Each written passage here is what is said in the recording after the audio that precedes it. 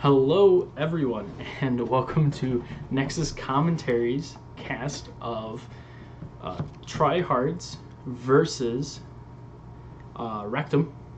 So this is rank 5 versus rank 10 in Division D East. Going to be very exciting. This should be a decently close match. Sorry, getting distracted. Had to enable the delay, forgot it at first. So, with me today is Key 1108. Want to say hi, Key?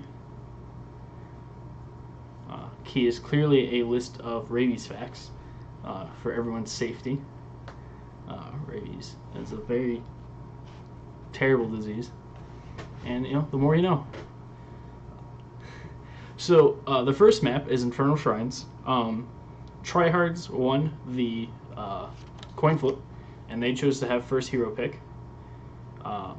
So that allowed Rectum to get the map pick, and they chose Infernal Shrines. Rectum banned out BOE and Braxis, so 2-lane maps is what they banned. And Trihardz banned out Volskaya and Curse, which is one kind of smaller map and a very large map. So that's interesting. What did you look for on Infernal Shrines?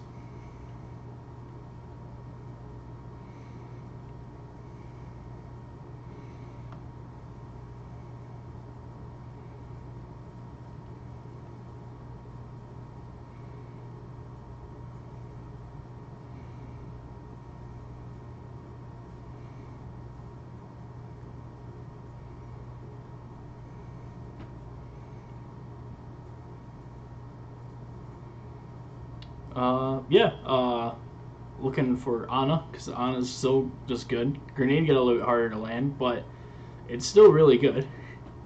Alex Straza gets seen on this map sometimes, because you just pop Dragon Form, and the other team just kind of has to back out, because you're going to auto-attack them down while also clearing the shrine. You also sometimes see Kerrigan on this map. That could be a spicy pick.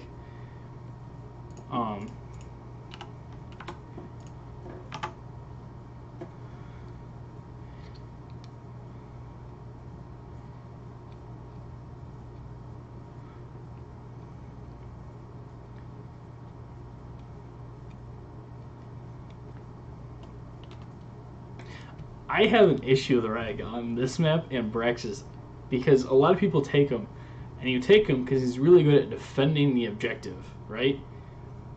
But you're building your team comp with the design of the fact that you're going to lose the objective.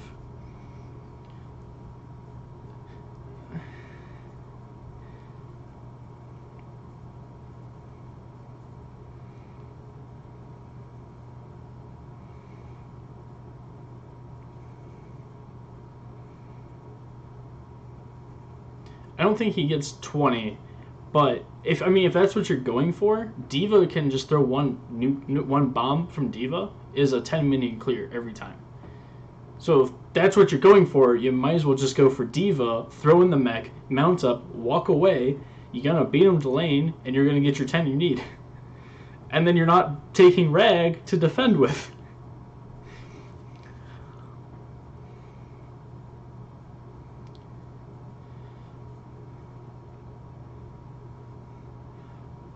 Alright, well, the draft is starting, so let's go ahead and jump to that.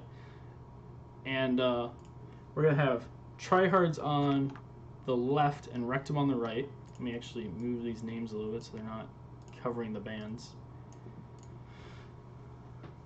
So what are you looking for in terms of bands? The teams look like they're flipped, actually. Let me just swap these real quick.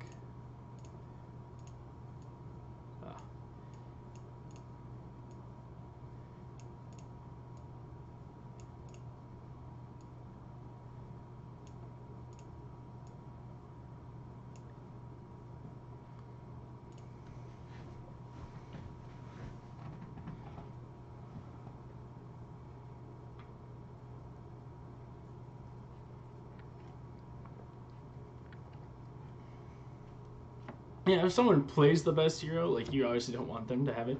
Stukov been coming out. Stukov, very annoying with his silence. It's the only silence baseline that's not represented by a polymorph. Very good early game. If you get Spine Launcher, he's one of the highest DPS in the early game with range. You got Finishing Blow. We have the Johanna Band, really good on the Shrine, really good zoning, really good tank in general. Actually, the most popular tank in Division D so far this season.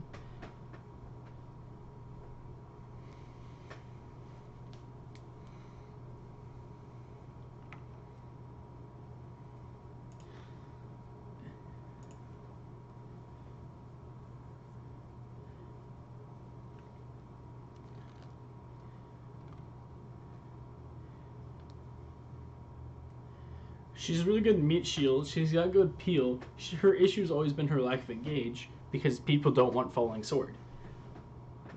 Falling Sword is not really good to level 20, and then it becomes really good because it goes on like a 10-second cooldown and you can use it to clear minion waves. I love it in ARAM. I'll take it every time in ARAM. But yeah, she's a really solid tank. She gets through the draft a lot, which is so people have a lot of experience. There's the Alex Straza band we were talking about earlier. So then first pick goes over to Trihardz. We'll see what they end up picking up here.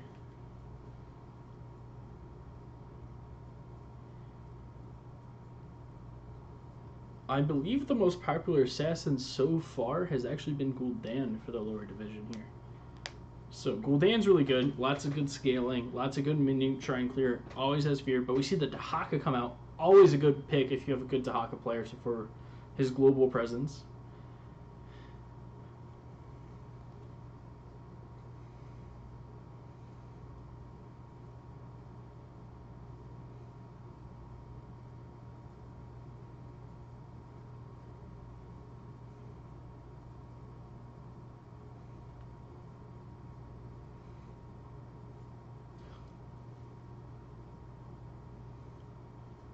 We see the Arthas Raynor come out. That's really ace in the hole synergy right off the bat.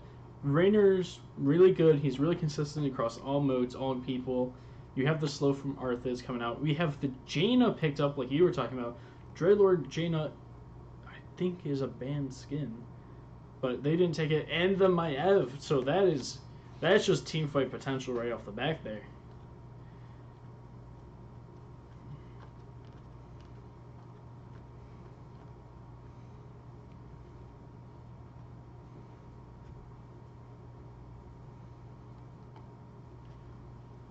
Now, Team Rectum here is probably going to ban a support. Team Rectum usually bans 2 supports and a tank. They ban the ETC instead.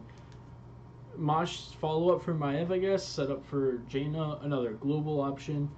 Not terrible. According to Blizzard, the highest win rate tank in the game.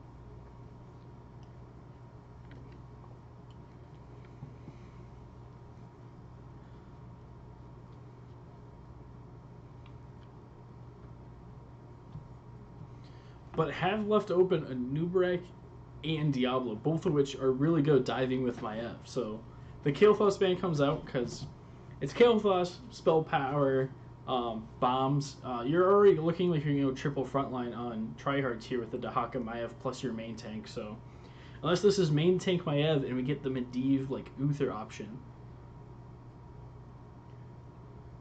Malf a Nubrek coming through, so we have lots of CC coming out from Rectum with the Raynor just sitting there auto-attacking things. That's pretty solid. You have the Cocoon option to stop the combos coming out from Trihardz right now.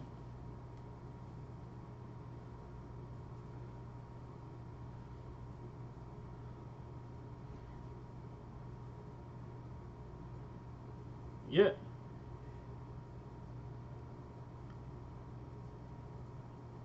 Stitches Rhaegar. Alright, so Rhaegar coming in with camp options.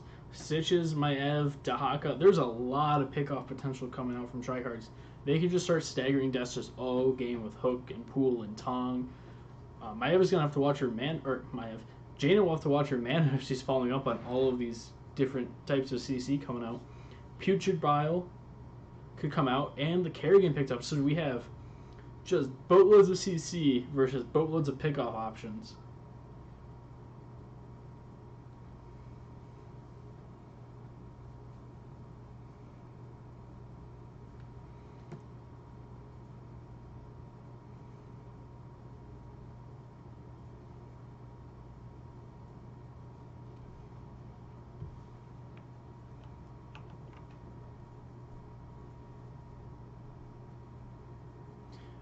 I'm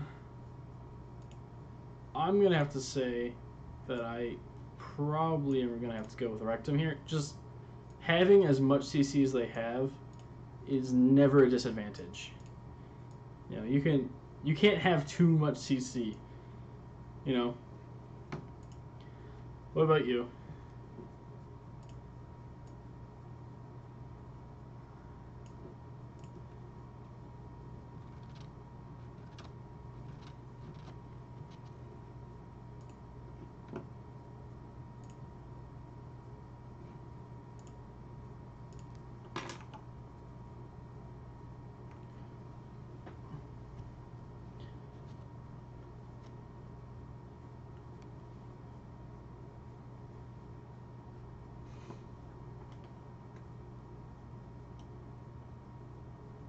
Yeah. So introducing, I'll introduce Rectum. You can introduce Trihardz here. All right. So let me show the talents we're doing this. Jesus Mafia on the Kerrigan, Tanner playing Malfurion, and Nersaur. I'm gonna butcher that the whole time. Playing a Nubarek, to Smell on Arthas, and old Dookie Tom playing the Raynor, and he did pick up Ace in the Hole.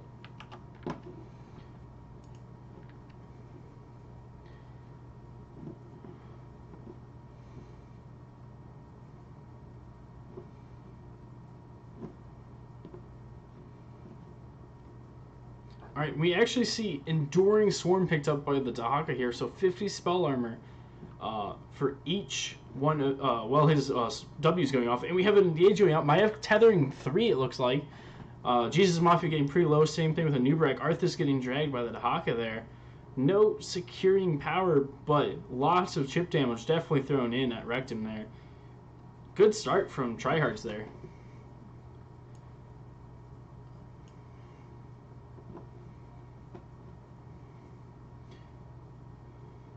We have a tri-lane up top against the Arthas because the top objective is the first one. So Dahaka go ahead and goes mid, but he gets she's gonna get picked off by just the raw amount of CC stuns they have.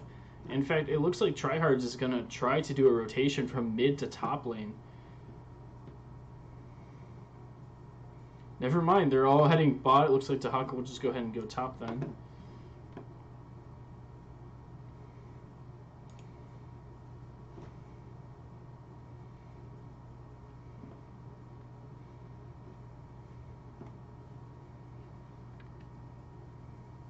I think they would have been fine if they did a 2-2-1 split, but they needed to be careful not to get picked off. The camp was picked off first by Rectum. They could have an option to invade, but they don't, so we'll see how these played out as teams go out. A half-level lead already going over to Rectum.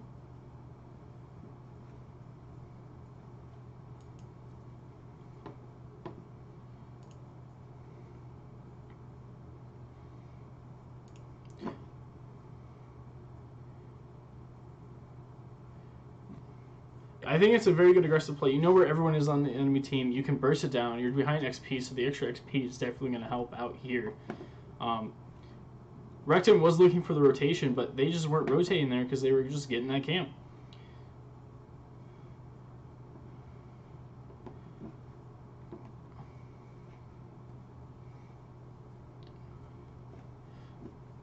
Nubarek got pretty low there, but unfortunately Blizzard was already down. So not quite enough follow-up there to finish him off. He is going shield build, so he's going to be really hard for just the Jaina to kill through that, as one entire rotation of Jaina's abilities, unless he's under all 3 stacks of the W, the Blizzard, he will not lose his shield throughout the entire duration of that. Fighter Flight picked up for the Raynor, getting the extra ease off for as long as having armor. W build coming out from Rhaegar. Playtime picked up by the Stitch is not normally the talent there, I don't think. But other than that, we're looking at a lot of pretty standard builds here. Daka getting the tongue on Kerrigan, but not quite enough follow-up just yet. Getting close. Everyone's getting low here. Test getting super low on that Maiev. Hook misses from Prime there.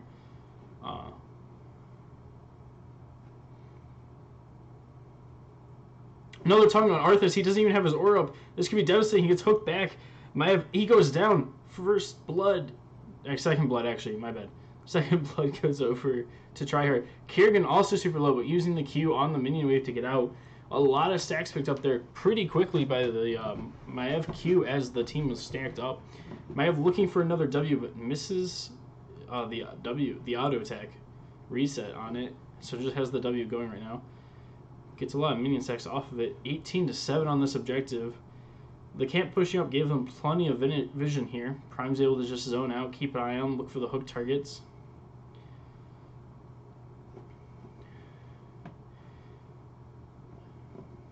They're going in, root on Raynor here, but not he walks the wrong way, but Helping Hand pulls him out. Nice job to Prime for getting his teammate out. Riven's still back there. They could look for a tongue on this noob or something and get a kill. Kerrigan's there, more stuns, CC on the Jaina, but they're just not quite getting the amount of damage they need here. Maev is just resetting their Q left and right, pulls Kerrigan under the tower, but there was just happened to be a beetle there in time. Maev getting low, Stitch is getting super low, goes down, and Nubrek dragged underneath the tower by Dahaka.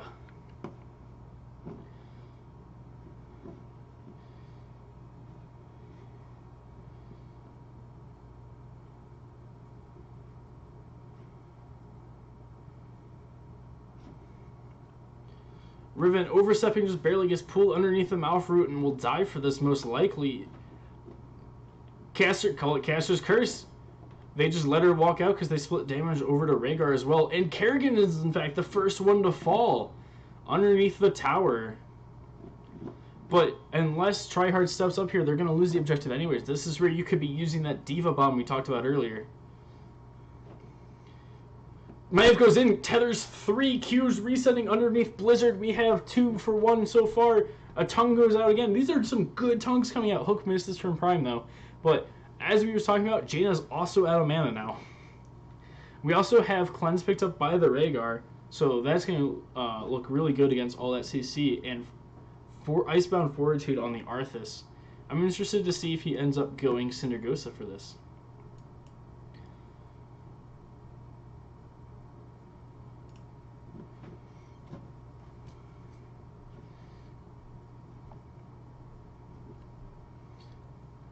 Also true.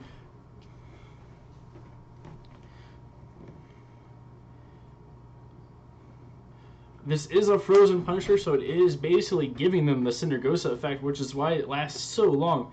I think they had a chance to fight underneath this tower because it was going to get shut off and they had half health left on it. But instead they're going to their other lanes. They're trying to pick up 10 here. They're looking at about 640, 635 maybe? They're really close to this level 10 and with a really good time on it. 10's picked up. We have Putrid Bile, Warden's Cage, Ancestral, Isolate, and are you looking for what ult are you looking for from the Jaina here?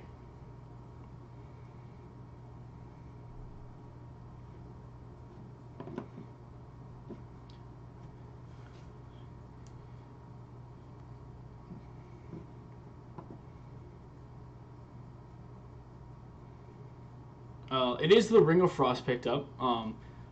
I know a lot of upper divisions right now, they're running the Water Ellie more because it's more consistent and it scales at level 20 really well. But Ring combo, you don't need to hit 20 if you've already won the game, you know?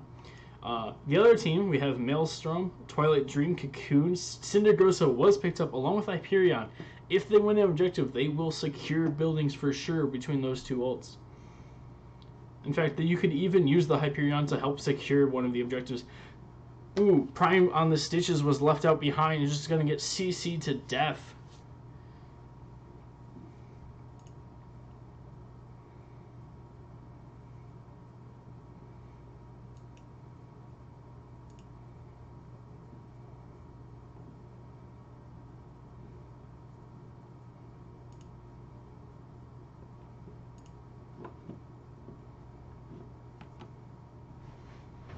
If they're not careful, they could just end up dying here, though, underneath the fort from Maev and Jaina, because we do have Warden's Cage and Ring of Frost. 3-man coming out. Warden Cage not popped there. Ring of Frost not popped. Ancestral just barely missing on the Maev, but Globe Quest was completed, and so was the W Quest. This building will fall here. Meanwhile, top lane, though, Riven's gonna die to this fort most likely. Maybe nope. So Minia step in, but she is gonna die to the Arthas.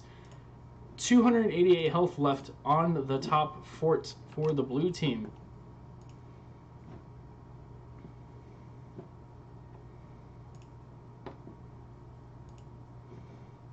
Rectum here is just gonna go straight pushing mid now. They just got 10s and just started pushing hard.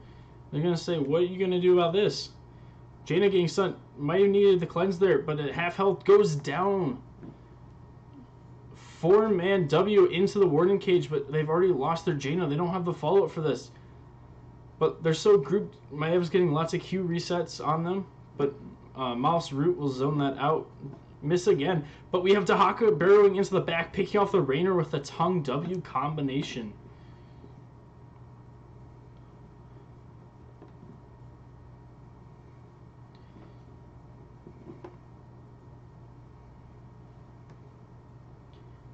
Yeah. Yeah. Rectum does pick up their 13s first here. We have Moonfire Slow, we have Volatile Power, the W talent that does damage whenever it's activated, minus armor, and Giddy Up. I'm not actually a huge fan of Giddy Up, to be honest. There's the cleanse out on the Stitches. He lets him walk out. He's not going to get CC'd to death here. The Mortar Punisher already picked up, but the teams are going to quickly take their mid camps. Looks like Dahaka's going to go top to finish that off as well, though the Arthas may be following up there.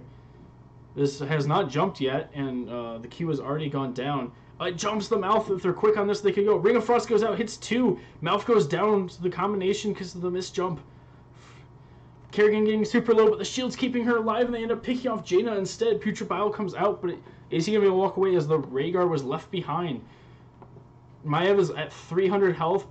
Stitches is at 500, but they're both looking to just walk out of here. Top fort does go down to the Dahaka, as Arthas did end up coming back bottom.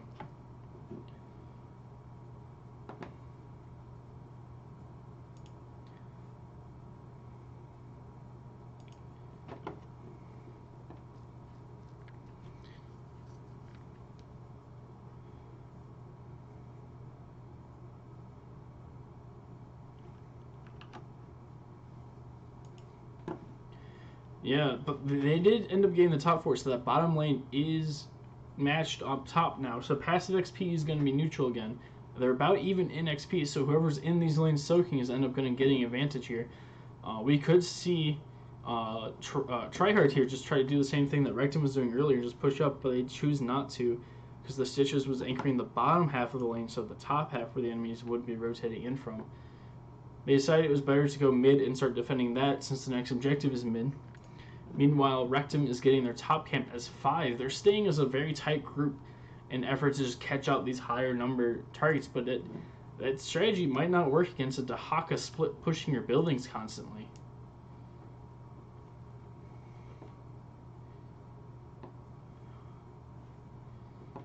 With that map sense, yeah, saw it coming, and tongues, but gets her own tongue interrupted by the carrion, but there's no one else there to follow up, so they're going to get out for free, and this allows trihardz to go top and clean up that camp that was pushing a little bit early, so it wasn't going to get objective time. Dahaka, though, without this fort, might fall as there's still 5 people from Rectum down here. In fact, is going to look to fall here. Best bet was just, yeah, die early, get back up as soon as you can.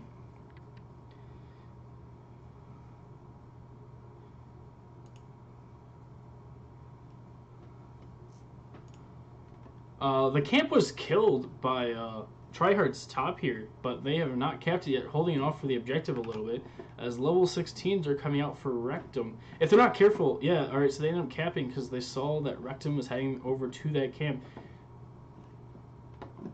The Rectum a little bit split here. If they got off that hook, they might have been able to burst someone down here, even down 16s. We do see Tunneling Claws come out from Dahaka, so in those situations like bot lane just was, just going to be able to get out.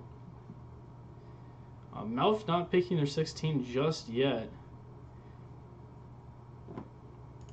Both teams taking their mid camps again. Top camp was already dealt with by Rectum.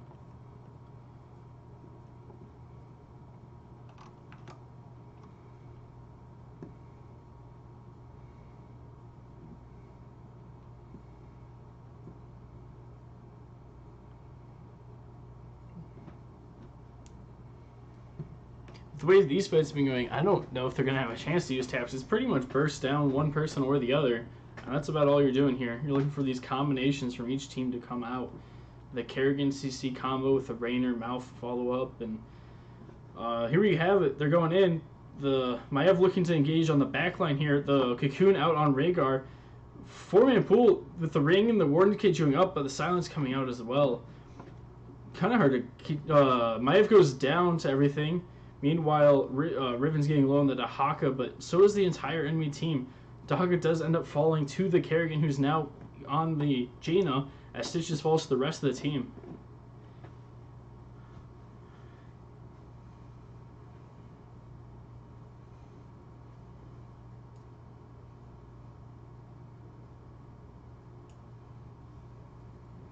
Yeah, I'd like to see Rhaegar try to clean up mid a little bit and then just head bottom and clean that up so that way you don't have to worry about it while the enemy team's pushing in, because they have saved Cindergosa for just such an occasion. They have not popped it yet this game, when they probably could have popped it 3 times already. But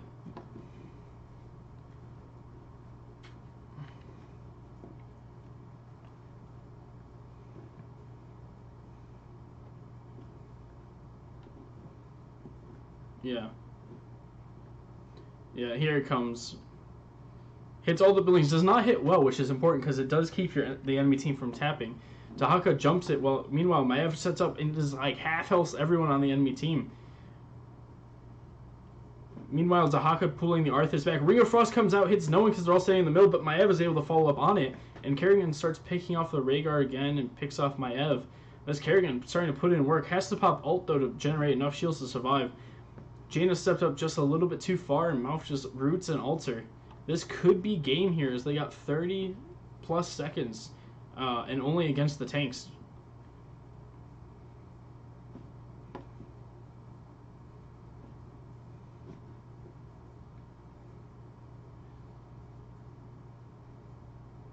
This is definitely GG. This is game 1. Going over to Rectum.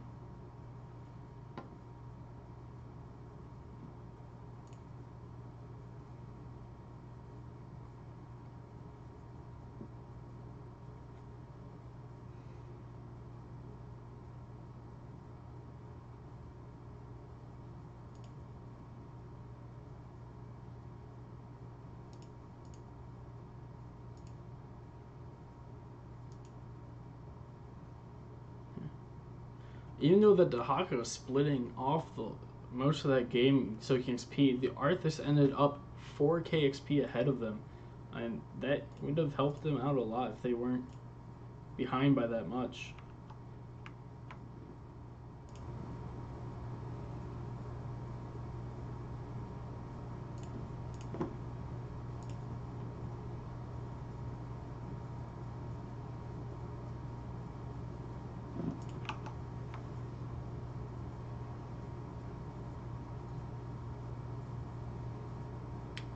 Yeah, so what ended up happening was they got out from the first one, and they didn't go past where their fort used to be, and so when the wave pushed up to that, the enemy team was still there, saw it, and was barely leaving the lane, so they were able to wrap around and pick them off pretty securely there.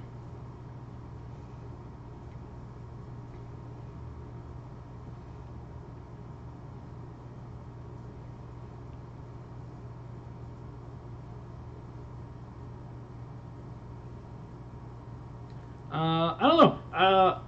It's interesting to think if was the Kerrigan specific for that map, or was the Kerrigan more of a comfort pick? Because the Kerrigan had put in a lot of work. That was securing a lot of their kills for him. Had the most hero damage in the game by about 10k over their own Raynor. And then generating shields was super tanky, super boosty, setting up a lot of their engages were actually off of the back of the Kerrigan and not off the Nubarak. So, I mean, they might just look to keep the Kerrigan going, honestly. The Kerrigan train seemed very much alive there.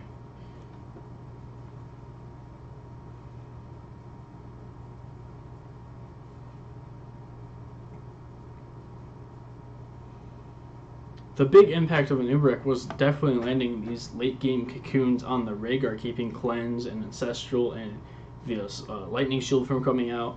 And without those defensive tools, they just couldn't sustain into that burst. If you're tryhards, what are you looking for right now? Are you looking for map pick? Are you looking for first pick?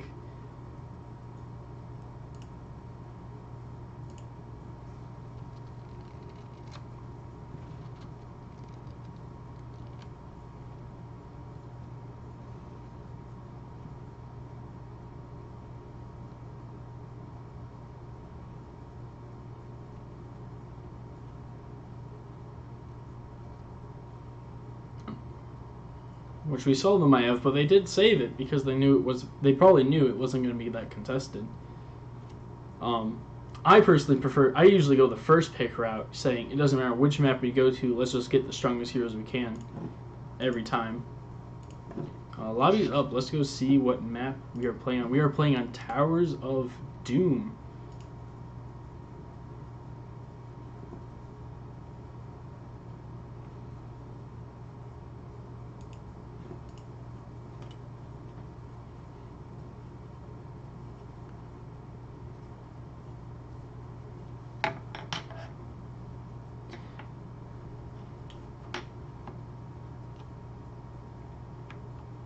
Yeah, so here, I mean, looking for scaling because you know you're going to hit that late game. You're going to get to probably at least 16 unless you get absolutely snowballed out of this early game, which is pretty hard to do because you have to lose like every single objective across the map every single time to lose that early.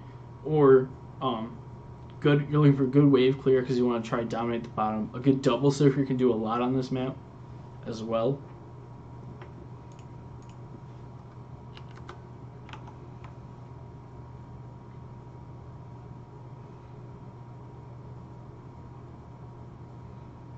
Urel.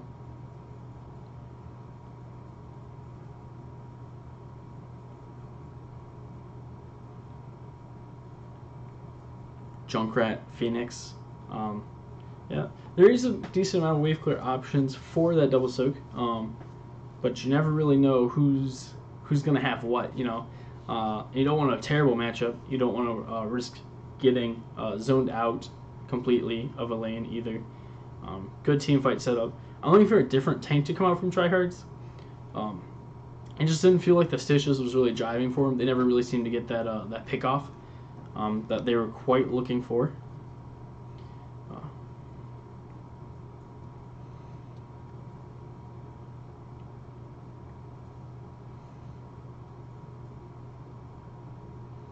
Yeah.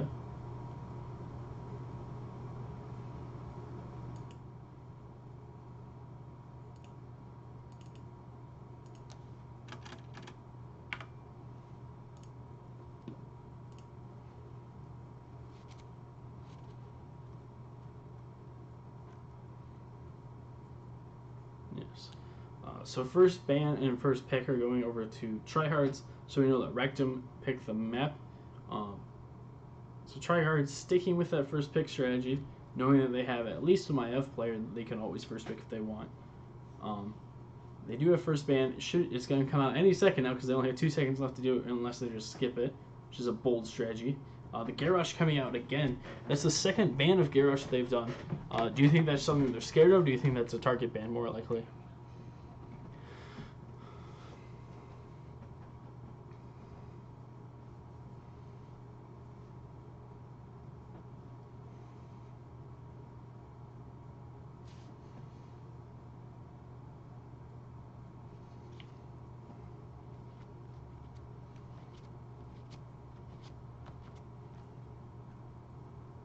The Rhaegar ban coming out. I think tryhards ran Rhaegar almost every game so far this season.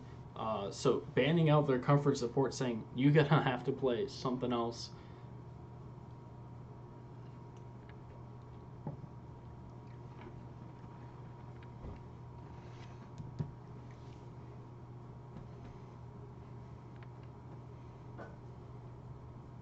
Falsa ban coming out from tryhard, so it looks like they're setting up to ban the Dahaka again to make sure that they have a global, while the other team is more limited to either like the ECC waiting until level 10 for the global, or like a Brightwing. But you don't really want a Brightwing off in the top lane by itself unless you're gonna run double support, and then you're just globaling to global.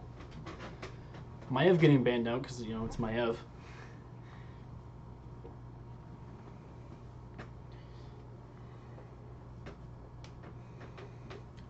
I'm surprised that it's not a snap pick to Haka, put the enemy team on the clock, but instead they go with the Ghoulish Daniel, the Gul'dan pick.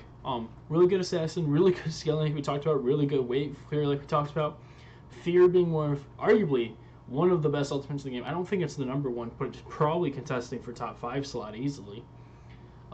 Ray of Destruction got changed recently, so you could see some options with that to try to zone them out of the objective point. But Johanna to Haka, what do you think about those picks?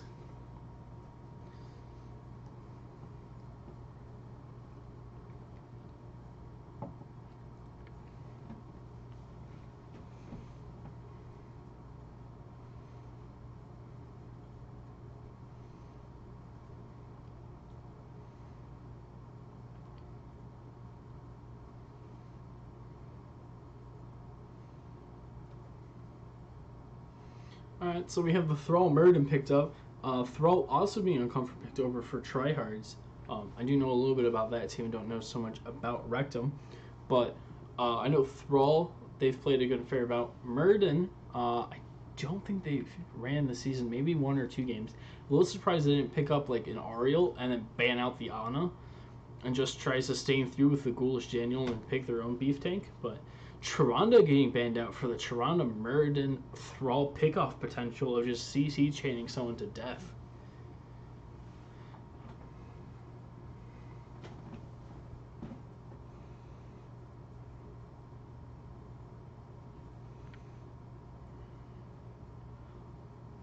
I know the upper division, she's still considered top 3. Like it's Ana, then Tyrande, Stukov, I think, is what a lot of the top teams are running through right now.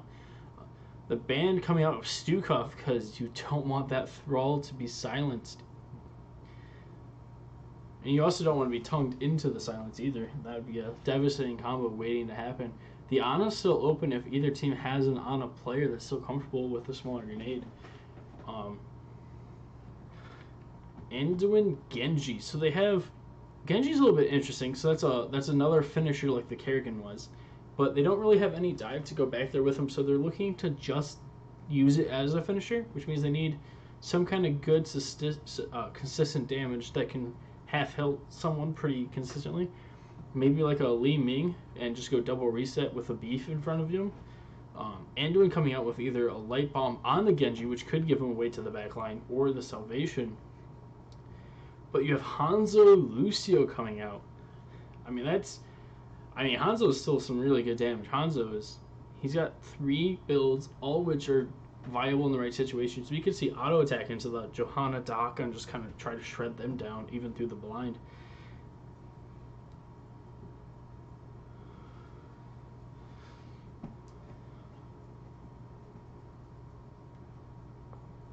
Raynor coming out for Rectum. I'm a little surprised that, honestly, I might have considered banning that if I was tryhard, but he also wasn't doing as much as the Kerrigan. Lucio, I think, is an interesting pick for tryhards. A lot sustain healing for the Gul'dan, potentially some percentage healing for Avatar Murden, just to make him a massive beef shield. Movement speed options to disengage with the Gul'dan, who doesn't have that much mobility. And of course, you have the options of High 5 or Break It Down.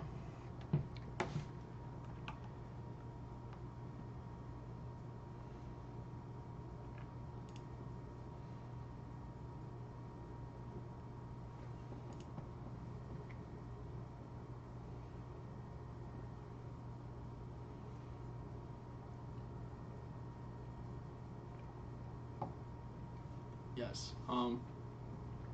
Gotta watch just getting too low. I think this time I'm gonna go with tryhards draft. I like the Gul'dan Thrall Hanzo just throwing tons of damage. I'm not sure Anduin can actually keep up with that. And they're pretty beefy. Hanzo basically being the only one on that team that can't self-sustain. And if you can just back off for a couple of seconds before Genji's in range to finish you, then you can just keep sustaining through the Raynor damage. On the blue team, we have Jesus Mafia on Genji, Tanner and Anduin, Nasara on Johanna. I'm so sorry. Smell on Dahaka and Old Doki Tom on the Raynor.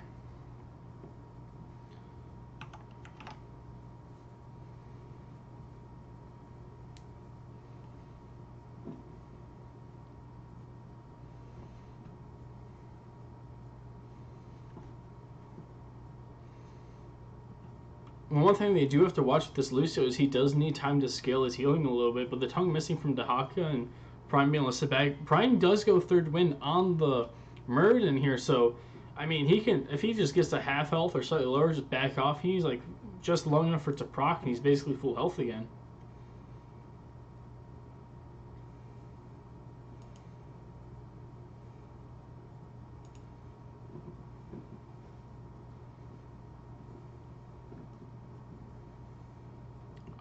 The rotation advantage right now shouldn't pay off too much until the camp spawn.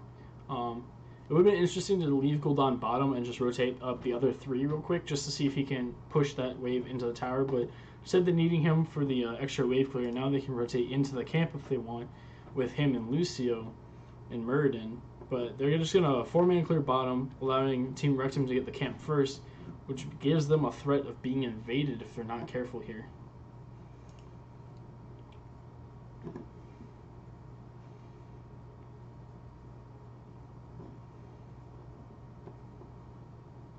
That is the choice you want if you're just trying to get XP as fast as you can, which with that team you might be looking for. We might even see a Dragon Blade come out with the lack of easy to land CC on this Genji.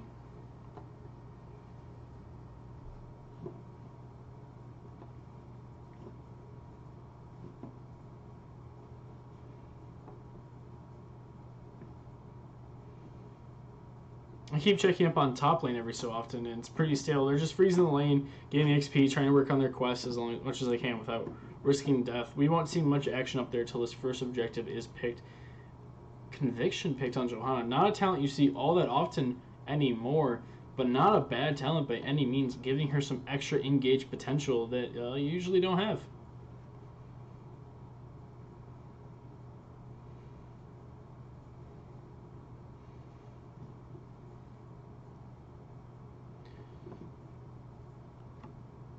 We haven't discussed it yet, but the Hanzo does go the Q build here. I mean, no matter what build you go, you usually pick up the same level 4 outside of BOE.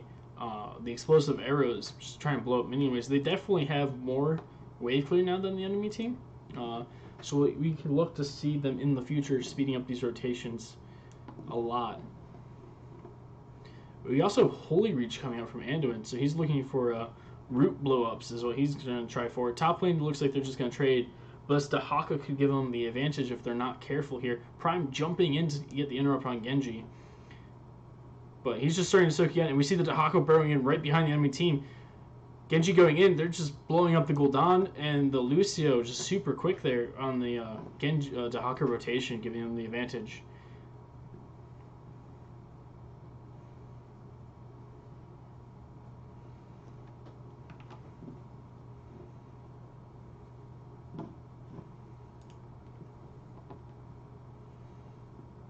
It's something I wanted. Oh, the level 4 reverberation coming out from Muradin. So if he lands it, it's more attack speed reduction on the Raynor potentially, but more importantly, the recent buff where each enemy hero hit by it reduces the cooldown of your ult by 5%, which almost comes out to 5 seconds regardless of which ult you pick. I think one's 100 and one's like 80, so one's slightly shorter than the other, but I'm not 100% sure. But we can check when he gets there.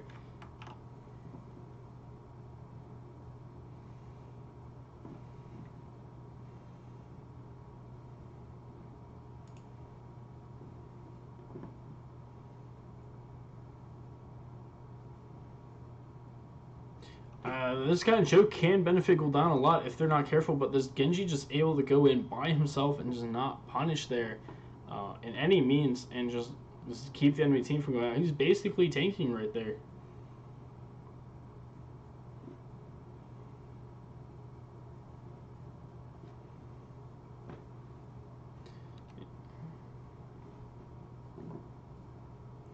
Yeah, I mean that's the risk you're running. If you let yourself get too low from the Raynor, you will just die to this Genji. He gets stunned out, he gets hit, but then just healed up for all the damage that Muradin just put on him.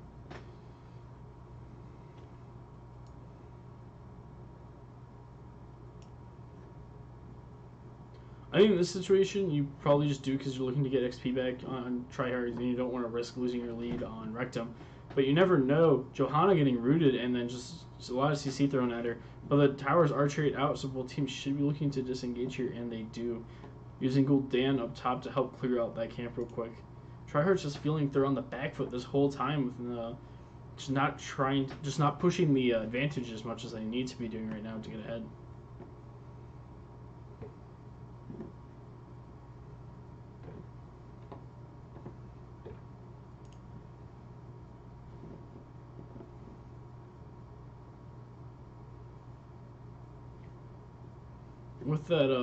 With that build, he will be very able to easily start poking out the frontliners and stuff. He gets the one on Anduin, so he just needs to go hunt down this Dahaka at some point, maybe during the next objective. But bottom tower does fall here for Team Rectum taking it.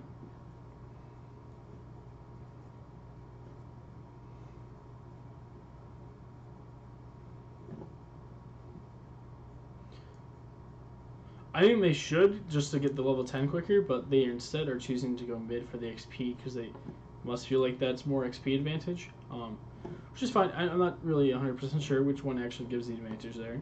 We do have extra coming out, Light Bomb, Blessed Shield, Isolation, and Raider, so they're not looking to hard push that Hyperion again, which also could have been used to just interrupt the objective super long. Prime getting super low. He needs to be careful, though there is no Genji within range just yet. They do have the man advantage, but they're down alt. There's the Blessed Shield, and Meriden just staying around just a little too long. If he got out a little bit earlier, could have full healed with the third win. But instead, the bottom objective is spawning. Team Rectum still owns this bottom objective, or bottom tower, so they're still just going to get this for free. Meanwhile, Raider and Raynor are just getting the camp for free and going to risk pushing that in for 3 more shots.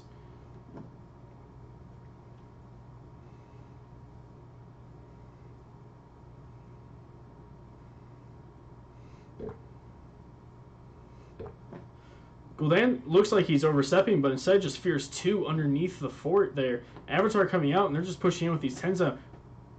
Gul'dan is falling underneath the zone of death, though, to the Genji dash, and then reflecting those tower shots back into him.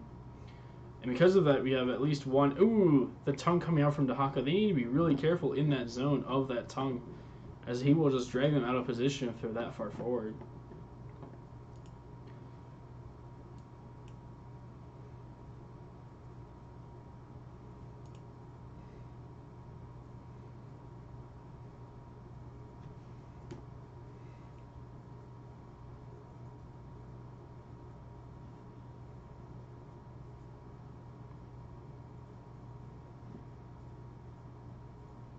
This could be where the Q build Hanzo with that extra range might come in, as he's able to snipe it off with that Q right as I'm talking about it. They engage on the Raynor as he's staying a little bit too late, but is getting the Meriden super low as well, so they have to also back off as they don't have a front line to protect them from that. We do have Earthquake from Thrall, so there could be interesting options when they show up, as long as the Dragon Arrow. So they do have more CC coming in, and maybe they can start to deal with this Genji that keeps picking them off here.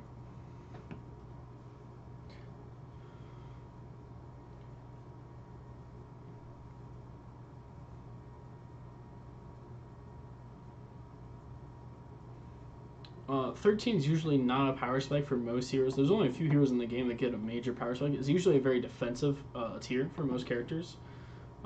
So if you're going to fight down a talent tier, that's probably one of the better ones to fight down. And they are engaging here because they do know Dahaka's still top.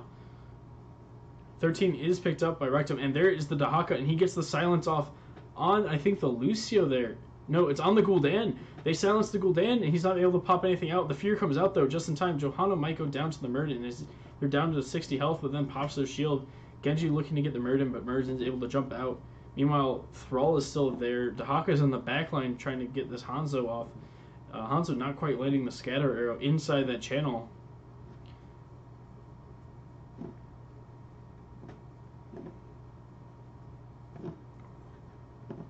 Yeah, it was. And the isolation on Gul'dan really secured that fight for him, as it kept their most important damage dealer from doing anything at all.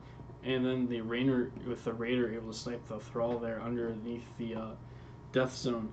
Very important. This tower will probably fall again to them as they only have Duck here on the Gul'dan.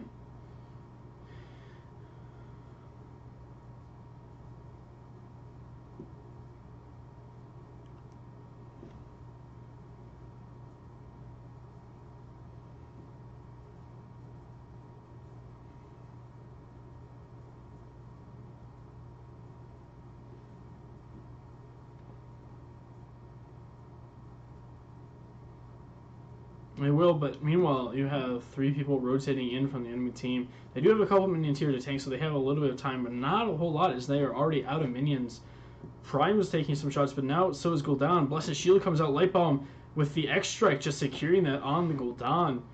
That devastating combo, just pulling in that Light Bomb. Thrall is showing up at this time, though, to help out with this defense. But I don't know if that's going to be enough when you're down Gul'dan. You almost needed Haymaker this game just to try to make some of the weird plays that you can make with it. Knowing that the enemy team only has Genji for burst.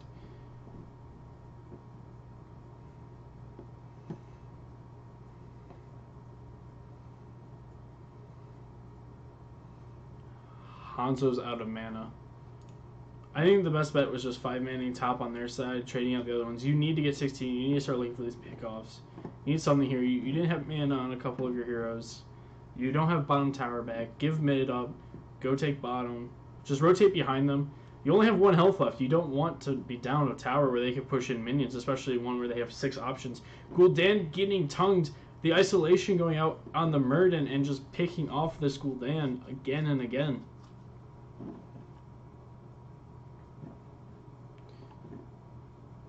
They have boss. They have trihardz bottom camp spawns in less than 15 seconds. This game is not looking too good for trihardz right now.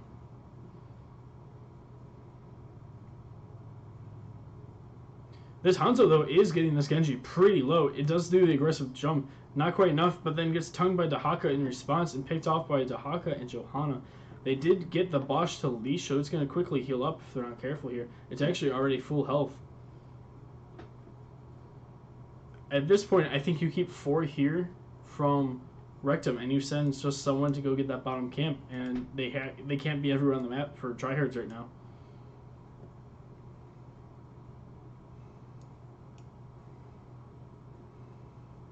I mean, 2 objectives spawning.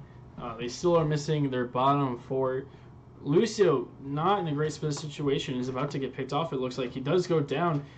The light bomb hitting on the Murd and Gul'dan getting pretty low too. Half health on this boss. This is looking pretty grim. One big fear play though could secure this boss and flip it around slightly, but they need to be in there right now. Murd is sitting on the point with Hanzo there. Thrall and Raynor are trading away. The fear comes out, but doesn't matter. Johanna had unstoppable, and that's game. That's the whole series right there. Murden not even finishing his base built-in quest line. Only 16 Qs landing so far this game.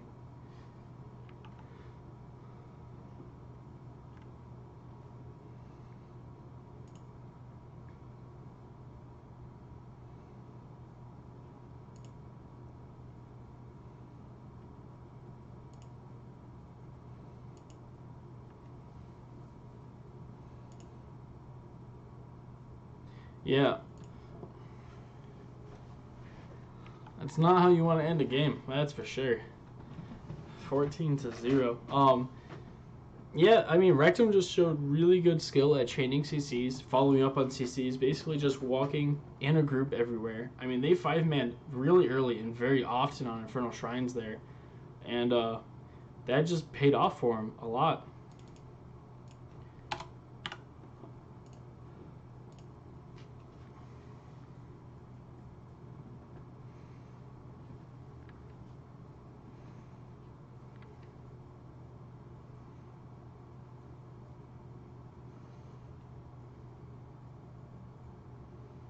Yeah, I think at the end of last season, I was watching a lot of Division B games, and that's something I noticed a lot about that compared to playing in A, from A to B even. There was a huge difference in when you grouped as 5. B grouped very early, in my opinion, but a lot of the teams that were doing that were the ones that were winning. Meanwhile, in A and higher, you usually did a lot of splitting because you were positioning super safe for it. And so it seems like the lower you go, just grouping as 5 and just sticking together and being a solid wall and tons of CC options is very effective.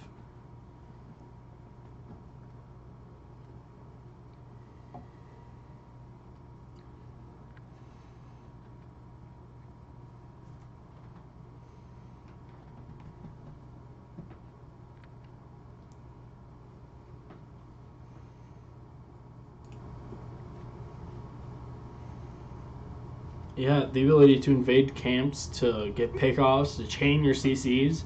I mean, even the Dahaka in that game was with the group a lot in that mid game when they were controlling that bottom tower for that whole time frame. He was sitting in that group with them, just tonguing people out of that death zone.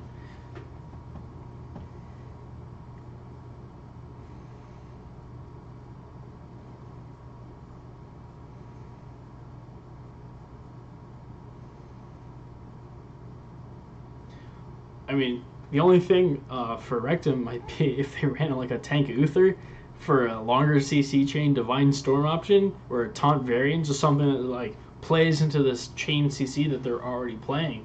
If you start to ban that out, they have these other options that you might not think about. Tank Zul even. I mean, you could run a lot of options for that chain CC to just pick people off with. And I mean, that playstyle just kind of works if you practice it, if you're skilled enough, or if you're just doing it a lot, you know? Meanwhile, trihardz there wasn't really a team identity that was standing out. It was very much just pick comfort picks. Picking comfort picks works for sure. I mean, because you're gonna perform better on those heroes, but like you need a story with your team. There needs to be some kind of synergy. Muradin's not really building the wall that Gul'dan wants, you know.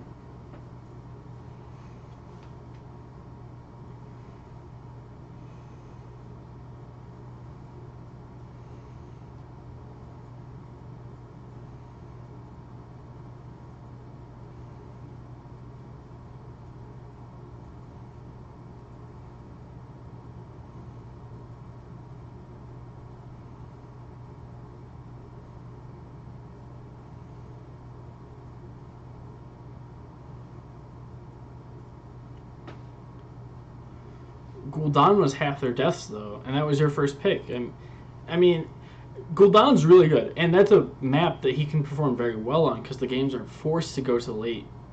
You know, I mean, what 16s were picked up for the winning team, but not the other team because just how fast they got snowballed out of it, giving up that bottom tower for so long. If they had stayed bottom and just taken it back instead of defending that mid at that early point, they could have taken it because they got it pretty low before the enemy team even got there when they did go to defend it.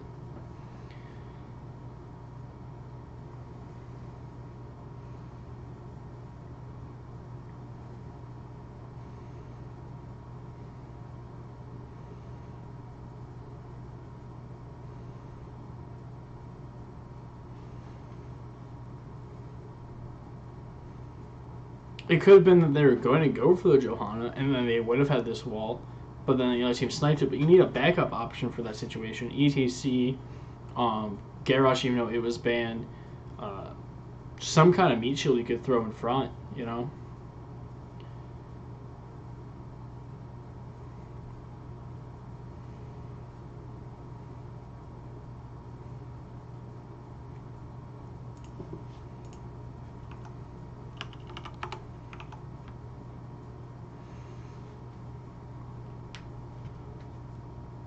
Both games, I think they drafted really well. Apologies, I'm getting word that apparently this whole time they couldn't hear a word you said. What? Yeah. Okay.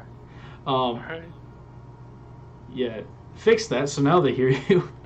Is there anything you want to reiterate? I think it would have only been when we were on this screen, though. Okay. No, I think I was just saying Team Rekt played both maps really well, picking good chain CC, and then they show that they can land those CC chains. While on the other side, trihardz was a bit lackluster on their team comp, not much synergy there. Something that they can work on future games. For sure, for sure. Plenty of room to go. Division D is currently the lowest division, so there's plenty of room to always go up. Dread Pirates just really showing that off as they were Division C, played so well that they were matched against Division B teams during the season that they were C, was still winning, won that whole season, went to Division A, ended up winning that whole division, and now they're in Heroic. I mean, that's quite a story to tell. And they run the same kind of CC follow-up style comp, but they ran a lot of tank variant and things like that. So really impressive to see another team pull that off and showing that kind of playstyle right now is very effective all the way up. Yeah, I personally like that pick off one-shot combo because I think as long as you pick off one person, then you create a whole lot of other options for your team, whether it is macro advantage or just objective. So like I think it's an easier strategy to execute compared to like maybe a poke style comp that you have the positioning really well, and that you have to stay in the fight long enough that you don't get poked. So like it feels like it's easier to just get that engage, follow up CC, and then the blow up there. That's something that basically what Team Rekt was doing tonight here. Very much so. All right. Well, thank you all for coming out, and hopefully we'll be around more often casting than we have been. But who knows? Yeah, we'll see if we pick anything else up. But appreciate it. Yeah. Well, maybe we'll have Key again. Who knows? Yeah, just kind of here to have fun. So right. Well, that's what NGS and everything else is all about. So thank you for stopping by.